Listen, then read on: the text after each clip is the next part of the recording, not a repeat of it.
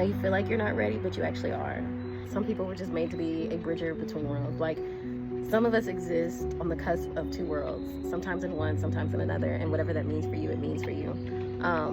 But I honestly would say, when there's a lot of fear in that space, when there's a lot of fear in that transition of understanding how we exist in this physical body and then in our spiritual body, I think that has been one of the most grounding things for me has been herbalism, relationship with plants, relationship with the spirit of the plants, relationship with the medicine of the plants. And so for me, like, the language I speak in is definitely going to be herbalism. It's definitely going to be symbolism.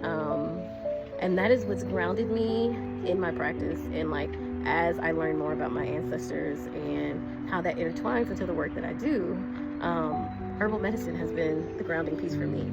So if you, like, to me, if I had to recommend something to somebody, if you are in a place where you're fearful of connecting with your ancestors, getting to know your lineage, and understanding the spiritual aspect of existing within your body, I would start with herbs, because they are the perfect bridgers.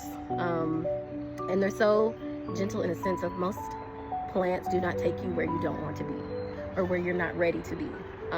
They're, a lot of times, especially working with plants like rose, they help to ease the transition process. They help to support you in your transition. I think about plants like motherwort. I think about plants like rose. What's the other one? Everybody loves that one. What's that one? The raspberry leaf. A lot of those plants, to me, support your transition into a space. They support your understanding, but they do it gently. They wait on you. Like, they wait on you to be ready. And at times, and at some point, there's going to reach a point where it's like, it's time. I know you feel like you're not ready, but you actually are. And so I think for a lot of us, we are learning that we are ready. We are learning that it is time. We are learning that we must engage in the world in a different way than a lot of people. And for me, it's always been this thing of feeling like I need to explain it to people. I need to make sure they understand. I need them to get me. I need them not to put all this negative connotation on what it is that I'm doing. But I do remember one reading I got, and she said that you see the world in a particular way. You experience the world in a particular way. And it's not for everybody to have that same experience. And so you're trying to convince everybody else that, like, you're right, but you are right. You're right for you.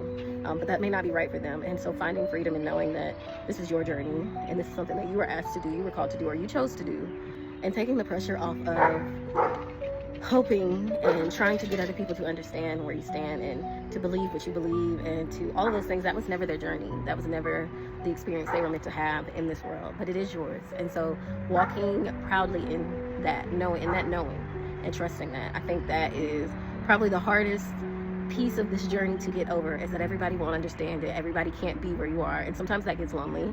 And then sometimes you do have to put the ego aside of where, like, I want everyone to do what I'm doing, because I really see the beauty and the benefit and the power of what I'm doing. I see the truth and the grounding in what I'm doing. But you have to realize that you see that because that's the experience that you are having with it.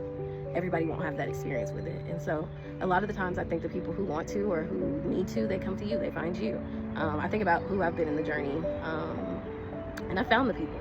Like, I've been guided to the people that I needed to know when there was a question and I needed to know the next step. I was always guided to a space or a person that had something to share with me.